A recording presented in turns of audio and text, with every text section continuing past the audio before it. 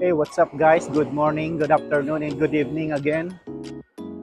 Andito po ako ngayon sa Marina del Rey, one of the beautiful beach here in West Coast.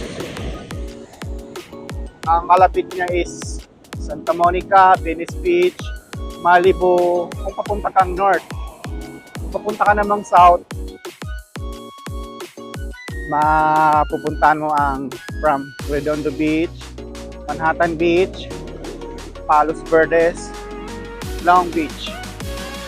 Yeah. And then, kung going east ka naman, makikita mo naman pupuntahan mo naman ang downtown LA. And then, northeast, yan na yung West Hollywood, Beverly Hills.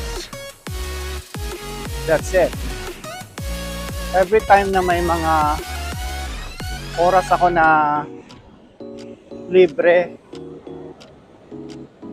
dito lagi ang punta ko niyan kasi nakaka-relax ako. Sarap mag-relax pag nasa dagat. Alam mo yun.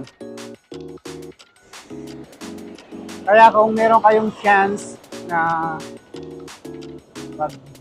makapasyal sa dagat, or kung malapit kayo sa dagat, pwede ninyong gawin yung ginagawa ko. Kahit gaano kainit ang panahon dito, ewan ko ba kung bakit napakalamig pa rin ang tubig dito. Parang ice water. Grabe.